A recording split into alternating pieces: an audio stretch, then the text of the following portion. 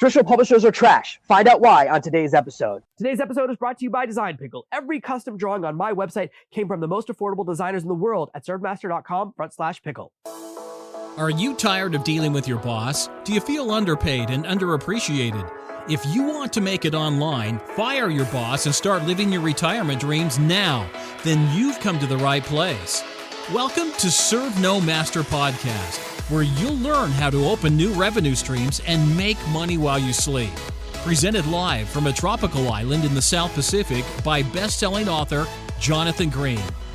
Now, here's your host. Guys, today we have a very special episode today. We have guest host Paris, who started off as an intern and now runs the majority of Serve No Master and is taking a bigger and bigger role. It's first time stepping in front of the microphone. So please bear with us as we have a really exciting episode. We're going to talk about traditional publishing.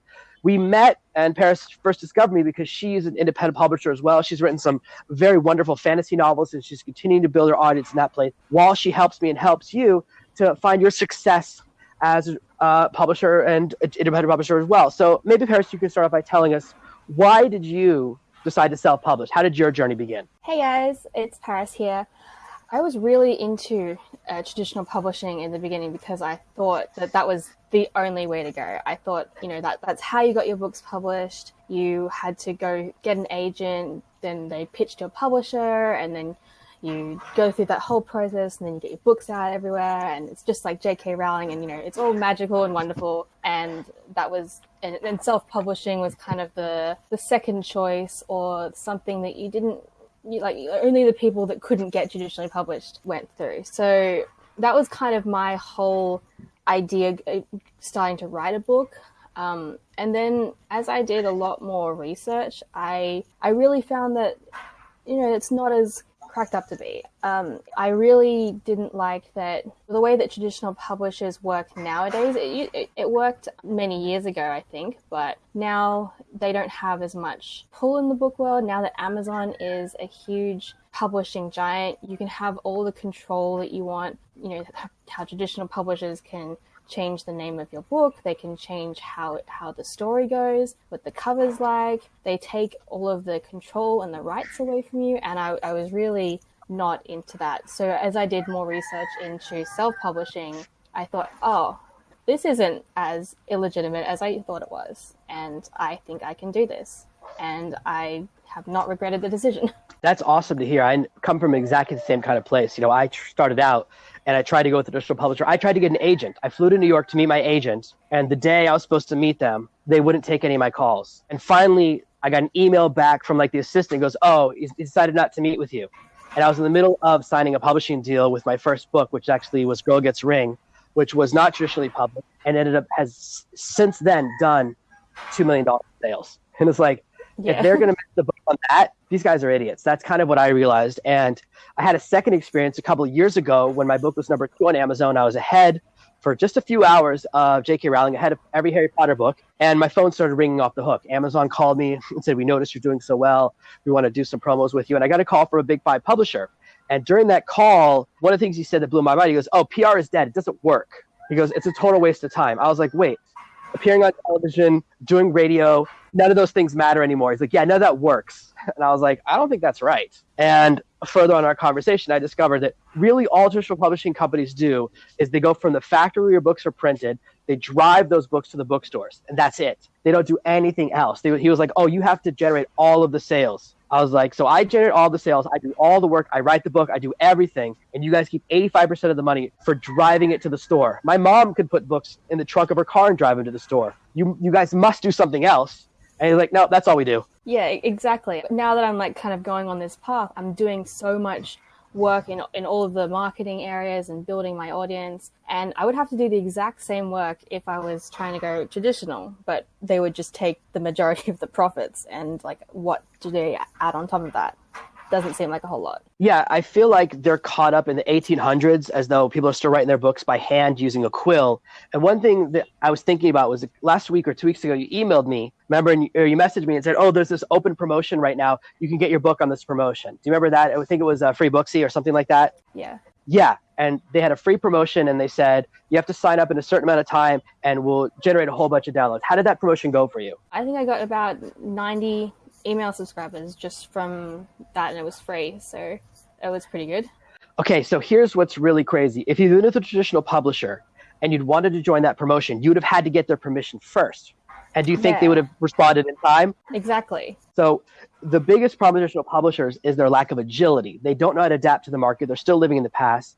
And everyone talks about J.K. Rowling like, oh, see, this proves traditional publishing works. But 12 different publishers read Harry Potter and goes, this is garbage. We don't want to publish this. Yeah. It's like, and none of them got fired. Each of them cost their company billions of dollars in revenue, everything from toys to movies to theme parks. And their boss goes, we all make mistakes. And that, like, I'll be honest, Paris, you work for me. If you lose me $1 billion, you're gone. That's my rule for any employee.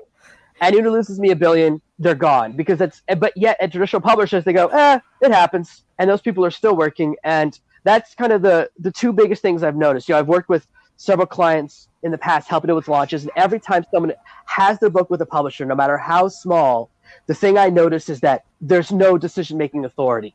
We run those promotions all the time, or we do book giveaways. I love giving away books. I love doing promotions and helping authors to build their audiences. And how many times have we had one of those, and it turns out someone has a publisher, and they go, oh, my publisher decides what I'm allowed to do. Oh, my publisher says I'm not allowed to grow my audience. Oh, my publisher says I'm not allowed to do this. And I said, what has your publisher done to grow your business in the last year? And the answer is always nothing. And so publishers get all this control, but they don't do what they used to do. They don't print the books themselves. That's done by Ingram. Every single paperback book in the world is basically printed by Ingram. It's one company. Even if you think it's CreateSpace or KDP Print printing it, no matter who you print with, it goes back to them. And all of these companies take credit for that. And then they don't even get you booked on any television shows. You have to hire your own PR company. And then they tell you, oh, PR doesn't work. So those are kind of the reasons why I've really felt like traditional publishing is going by the wayside. And we've seen this in other industries. If you can't adapt and when you lose agility, then small people can come in and push you out the side. Yeah.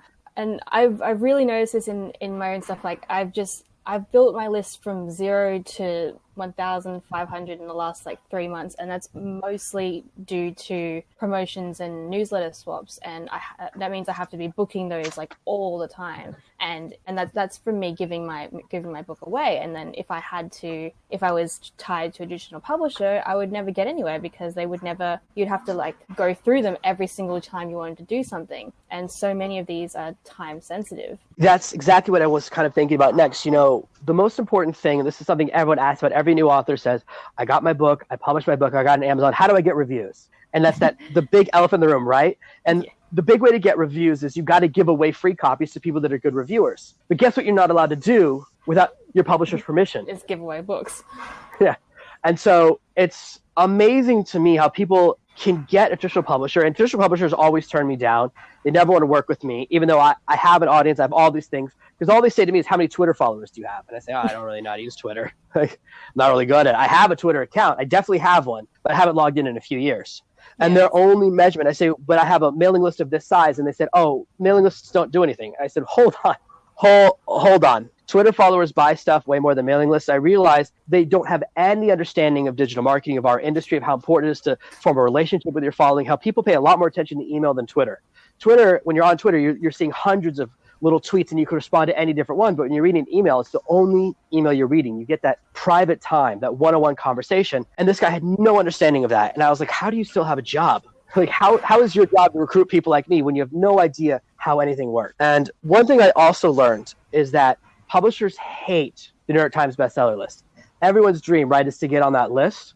But the problem with that is that it's caused by a sales spike. So it's not how many books have you sold since your book launched. It's how many books have you sold this week at the 3,000 stores that the New York Times gets data from. And I don't know if you saw this in the news about 1.5 years ago. Someone who was a children's book author put out a children's book, and they called all 3,000 stores. And they go, hey, do you guys report to the New York Times? They go, oh, yeah, we do. Okay, can I have 87 copies of this book? And they did it at all 3,000 stores. And none of the stores figured out what was going on because, hey, they're just happy to sell 87 copies, right? So the person who had done no promotion and no one had ever heard of, and there were no ads anywhere, was number 7 on the children's book for New York Times bestseller list. And only because other authors started investigating did they realize that this person got in the list, which is supposed to be a big secret, but it's not. A lot of people have that list. And they managed to manipulate to get on that list. And what's crazy is that traditional publishers will actually try to stop you. Everyone's dream, right, is to get more recognition, more credibility, because when you can say you're a New York Times bestselling author, whether you're nonfiction or fiction, you can get better speaking gigs, it's easier to sell books, all those things. What traditional publishers want is steady sales over a long time. Because if you have a massive spike, they print enough books because of that spike, and if the spike drops off, now they've printed a bunch of books and they can't sell. Because they don't understand how marketing works, they're always 2 steps behind. So in my conversation with traditional publishers, they go, oh no, we don't want you to do that. We don't like sales spikes. What we'd like you to do is sell 1,000 copies a week for the next 2 years, but do not sell 10,000 in a single week. Don't do that. It'll mess up our numbers. So you're not allowed to do advanced review copies. You're not allowed to do promotions. You can't drop the price of your book. Oh my gosh. If you want to drop your book, $7.99 to 99 cents, you better get ready to sacrifice a pig, because otherwise they're not going to let you do it. You have to call to the ancient Greek gods. They will not let you do that stuff because they go, no, we're going to lose money. And I'm like, right. There was a game I played as a kid. The first computer game I ever played was called Lemonade Stand. And here's how it worked. Every day you would choose how much ingredients you bought and you would price your lemonade. And you could charge as low as a penny or as much as $100 per glass of lemonade. And if you charge $100 a glass, you might sell one, but you probably wouldn't. If you charged a penny glass, you'd sell tons and tons and tons, and you wouldn't make any profit. So you were trying to learn how to balance it to where you made the most profit. Not about selling the most lemonade. It's not about charging the highest price. It's about the profit times how many units you sell. But I brought that up to my traditional publisher when he was recruiting me. He goes, well, I don't like the sound of that. I said, don't you want to make more money?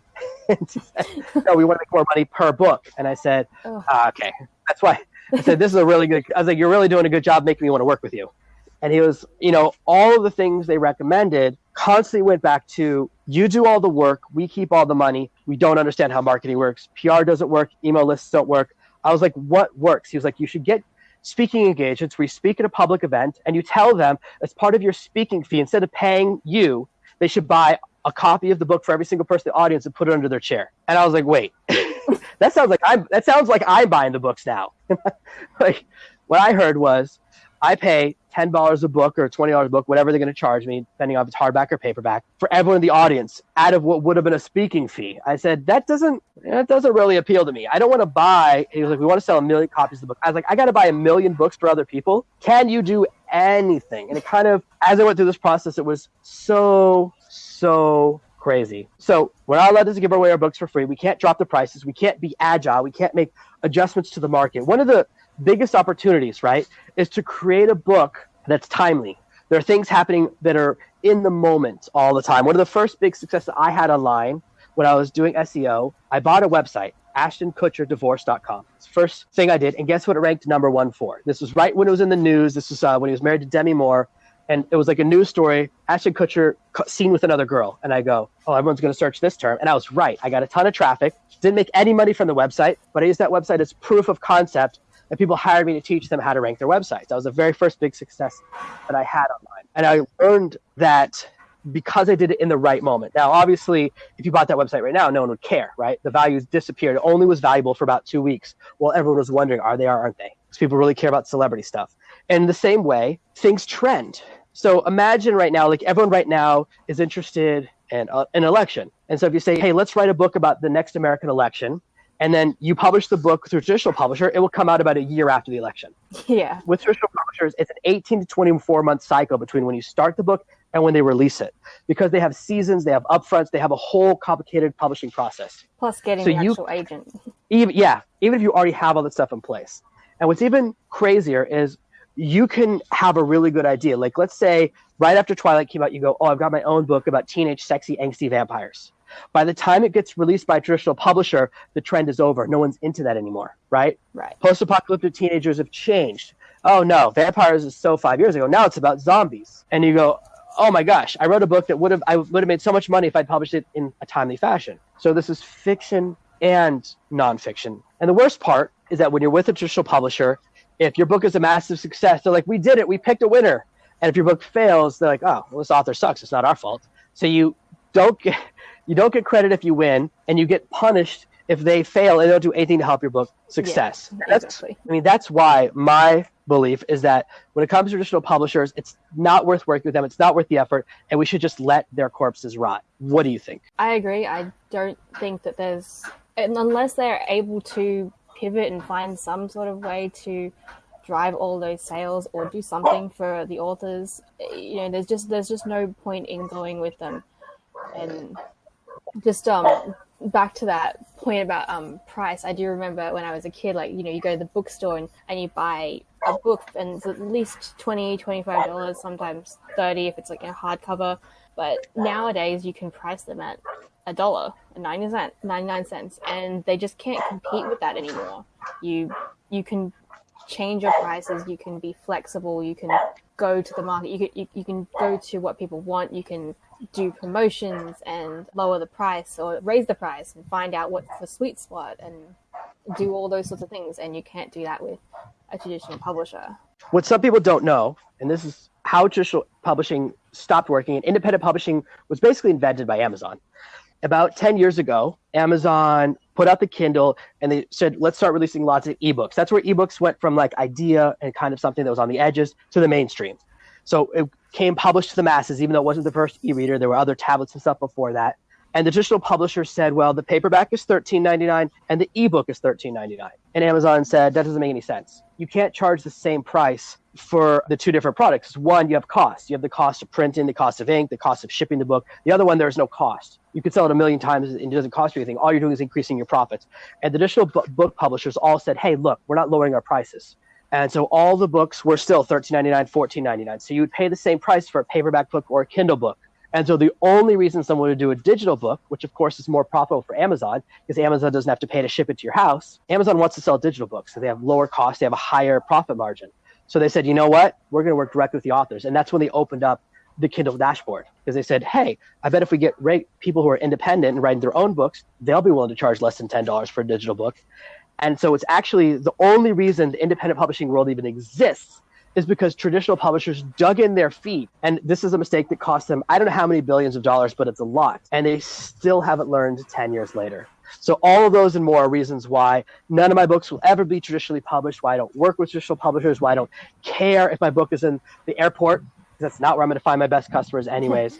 And that's why Paris and I both agree that traditional publishers are past. And I want to thank you guys for listening to our first special episode, part of season 2 with Paris on board. This is our first time trying to do a little bit of digital technology, and we're excited to see the recording come out really good. And guys, if you're watching this on YouTube, please give us a thumbs up below. Let Paris know that you appreciated hearing her so we can bring her on more episodes. I'm trying to convince her to be my partner on every episode going forward so she can share more opinions. Paris is a master copywriter. She knows how to do SOPs and build a business and do structure and all those amazing topics that are part of building a business. And hopefully we'll hear about those more and more in the future. And if you're listening on a traditional device, make sure you subscribe, because we have a lot more amazing things coming as part of Serve No Master Podcast Season 2. Thanks for being here, Paris. This was awesome. Thanks. Thank you for listening to this week's episode of Serve No Master. Make sure you subscribe so you never miss another episode. And we'll be back next Tuesday with more tips and tactics on how to escape that rat race. Head over to servenomaster.com/podcasts now for your chance to win a free copy of Jonathan's bestseller, Serve No Master. All you have to do is leave a 5-star review of this podcast. See you Tuesday. A fire starts with a single spark, and an army starts with just one fanatic. Start your army with my free guide, How to Get Your First 100 Fans, at servenomaster.com/100.